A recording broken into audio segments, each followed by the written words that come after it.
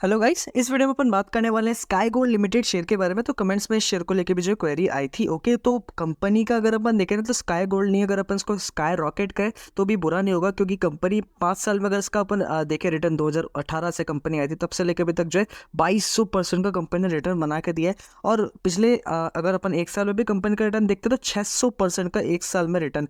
600% मतलब huge return होता है कोई भी कंपनी की तरफ से, वो भी 1 साल में। ठीक है, तो कंपनी ने रिटर्न तो दे दिया, लेकिन कंपनी में अभी तक जो है ऐसा कोई मेजर गिरावट आई ही नहीं है। ठीक है, तो अगर आप अभी इन्वेस्ट करने जा रहे हैं, लॉन्ग टर्म के लिए इन्वेस्ट करने जा रहे हैं, तो आपको चीज़ें पता होनी चाहिए। तो वीडियो पूरी देखना, तो उसके हिसाब से मैं आपको लास्ट में बताऊंगा कि इसमें इन्वेस्ट करना बेटर होगा या नहीं होगा। ओके, तो फिलहाल सबसे पहले बात करते हैं कंपनी के। जैसे कि अपन ने रिटर्न देखा 5 साल में, जो बहुत तगड़ा कंपनी ने मैक्सिमम टाइम में देखे तो रिटर्न बना के दिया। ओके, तो डिटेल एनालिसिस करेंगे अपन कंपनी की, फंडामेंटल साथ ही साथ टेक्निकल भी करने वाले। तो चैनल में नए हैं तो चैनल को जरूर सब्सक्राइब करें, और भी मतलब वीडियो के लिए वैल्यूएबल कंटेंट ही आपको मिलेगा। ओके, तो सबसे पहले अपन बढ़ते हैं कंपनी के फंडामेंटल एनालिसिस की तरफ। बेसिकली गाइस, कंपनी का काम देखे तो डिजाइनिंग हो गया, मार्केटिंग हो गया और मैन्युफैक्चरिंग हो गया गोल्ड ज्वेलरी का। ठीक है, मेनली जो इनका डिजाइनिंग करके खुद ही मैन्युफैक्चर करते हो के बाहर बिजनेस टू बिजनेस इनका काम चलता है। जैसे कि अपन देखें, the company follows B2B model where the products are mainly sold to mid range jewellers and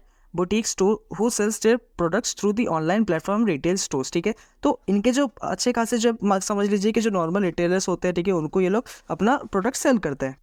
तो ये चीज़ समझ में आ गई होगी आपको। और वही है, अगर अपन कंपनी के ऊपर ऑफिशियल वेबसाइट पे चले तो कंपनी के कुछ मैं आपको प्रोडक्ट के डिज़ाइन दिखाना चाहूँगा। तो यहाँ अगर अपन देखेंगे तो गोल्ड के जो है इस टाइप की कंपनी जो है डिज़ाइनिंग वगैरह बनाती है, जो भी नेकलेस वगैरह होते हैं। ठीक है, ये रिंग्स हो गए, नेकलेस हो गए, इयर रिंग्स हो गए, तो इस टाइप के जो अच्छे सुंदर डिज़ाइन दिखने वाली जो है चीज़ें कंपनी बना रही है, और वही जो है बाहर रिटेलर्स को सेल कर रही है, जो भी है बिजनेस टू बिजनेस, बड़ा बिजनेस को। और जैसे मान लीजिए कोई भी स्टेब्लिश पहले से बड़ा बिजनेस हो गया, ठीक है, उनको ये सेल करती है अपना, और वो फिर वो अपने ब्रांडिंग के नाम से उनको रीसेल करते हैं। ठीक है, तो कुछ इस टाइप के जो कंपनी प्रोडक्ट बना रही है, आपको समझ में आ गया होगा। और जो प्रमोटर है वो कंपनी के बोर्ड ऑफ डायरेक्टर ही है। ओके, तो गोल्ड सेक्टर से कंपनी फिलहाल जो है देखने को मिल रही है, लेकिन गोल्ड का काम देखे तो अभी बिल्कुल ठप पड़ा हुआ है। ठीक है, गोल्ड अभी रेट एक तो ऐसे ही ज़्यादा है, और मेरे एरिया में भी जो है बहुत सी गोल्ड की इंडस्ट्रीज़ वगैरह है, यहाँ पे भी जो है काम नहीं हो रहा। नॉर्मली मैं लोकल से भी पूछता हूँ कि काम कैसा क्या है, तो उन्होंने बोला, उनका रेस्पॉन्स तो ये है कि भैया अभी जो है पिछले साल से जो है कोई काम अच्छा हो ही नहीं रहा ज़्यादा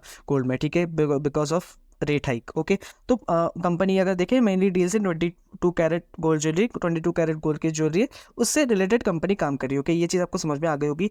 मार्केट कैप की कंपनी की बात करें तो 2000 करोड़ 2700 करोड़ के मार्केट कैप की स्मॉल कैप कंपनी अभी भी आपको नजर आएगी है। और वहीं अगर अपन बात करें कंपनी के पीई के बारे में, तो पीई बहुत ज़्यादा महंगा हो चुका है, इसको इग्नोर आप नहीं कर सकते। ठीक है, आप इन्वेस्ट कीजिए, स्टॉक मार्केट अभी माना कि बुल रन में, ठीक है, अभी बुलिश है मार्केट, लेकिन पी को अंडर एस्टिमेट मत कीजिए। ऐसी जगह पे करेंगे अगर अंडर एस्टिमेट तो बहुत बुरा फंसेंगे। करंटली इंडस्ट्री पी देखे तो वो सिर्फ 26 का है। ठीक है, और स्टॉक का अगर अपन पी देखें ना तो कितने का है, 68 का। तो डेफिनेटली स्टॉक का पी बहुत ज़्यादा हो चुका है। 2x अगर अपन देखें, 2 टाइम्स उससे भी ज़्यादा जो है करंटली स्टॉक का पी है। तो ये चीज़ आपको ध्यान में रखनी पड़ेगी। वहीं अगर अपन बात करें डिविडेंड के बारे में, तो 0.10% का जो है डिविडेंड कंपनी दे रही है। हाँ, कंपनी डिविडेंड दे रही है, जो कि अच्छी बात है। आरओसी और आरओई जो है कंपनी आपको अच्छा डिसेंट देखने को मिल जाएगा, ऐसा बहुत ज़्यादा खास नहीं है, लेकिन ठीक है। 18% का आरओसी या 23.7% का आरओई है। ठीक है, और फेस वैल्यू जो है 10 का, आने वाले टाइम में आपको स्प्लिट भी देखने को मिल सकता है। और इंडस्ट्री भी जैसे मैंने आपको बताया 26 का है। ओके, आगे देखते हैं। ईयरली कंपनी का अगर अपन सेल्स देखते हो तो उसमें जो है कोई गिरावट नहीं है। ठीक है, कंपनी की सेल्स वहीं अगर अपन देखें यहाँ पे 2013 से, तो कंटिन्यूसली आपको बढ़ता हुआ ही नजर आएगा। कहीं भी जो है कंपनी की सेल्स जो है नहीं गिरी है, एक्सेप्ट 2020 यहाँ से अगर अपन देखें तो थोड़ी सी गिरी, लेकिन फिर वहीं से जो है कंटिन्यूसली आपको बढ़ती हुई नजर आएगी। हालांकि पिछले साल से जो है गोल्ड का जो रेट वगैरह उसमें भी हाइक देखने को मिला, लेकिन फिर भी कंपनी ने 1700 करोड़ का जो है सेल्स कर लिया था। ठीक है, अच्छा खासा सेल्स है। ऑपरेटिंग प्रॉफिट मार्जिन खास नहीं है, 4% का ही है।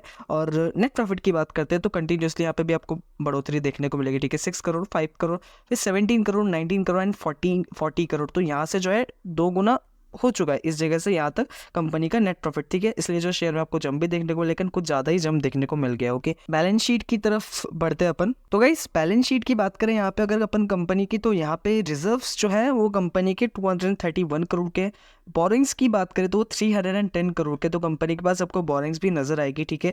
ये चीज़ आप अंडर एस्टिमेट मत करना, इसको ध्यान में रखना, ठीक है।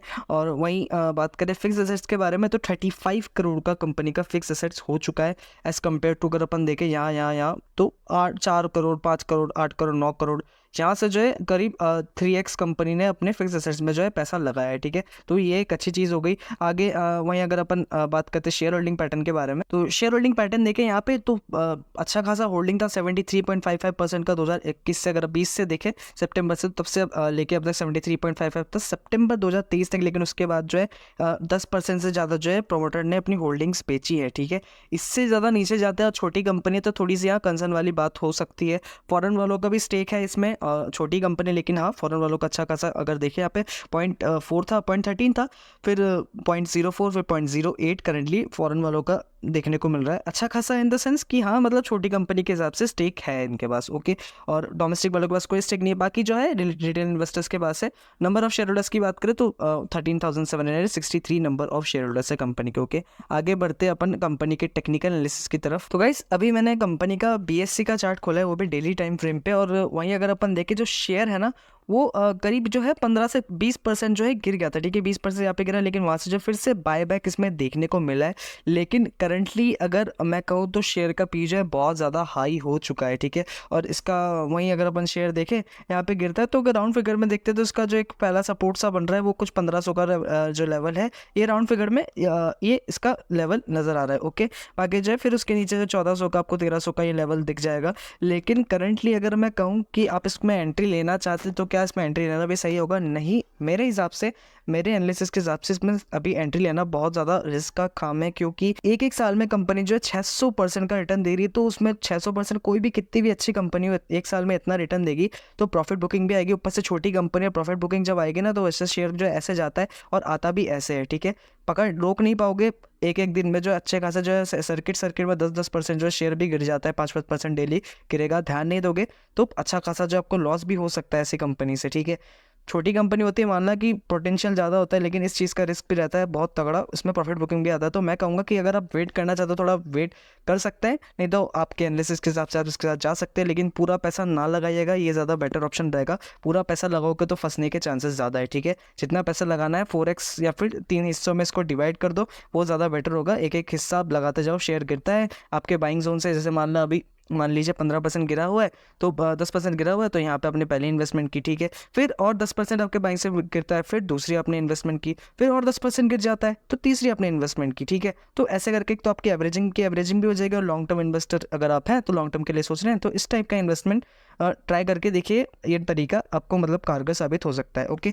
तो फिलहाल बात करें आगे अपन इन कंक्लूजन बात करते हैं। तो गाइस डेली मुझे बहुत सारे कमेंट्स आते हैं हर बार कि भैया मैंने इतने लेवल पे बाय किया है, शेयर नीचे गिर गया है, मैं खोल के देखता हूँ चार्ट कहाँ बाय किया है, ऐसे शेयर जाता है, यहाँ से सब भाग रहे हैं, उन्होंने भैया यहाँ पे खरीद लिया, बिल्कुल हाई पे शेयर के खरीद लिया, शेयर नीचे गिर गया, ठीक है, अब लॉस में है। तो इसलिए मैं कहता हूँ भागते हुए शेयर को कभी ना पकड़ो। शेयर गिरता है अपने हाई से तो ज़्यादा बेटर ऑप्शन आपके लिए वो हो जाता है, ठीक है। तो इस चीज़ का ध्यान रखो, वो ज़्यादा सही रहेगा। क्योंकि यहाँ पे शेयर देखे कितना करीब जो है यहाँ पे देखे 15% गिरा था, और करीब अभी देखे तो 6% ही सिर्फ गिरा हुआ है, ओके।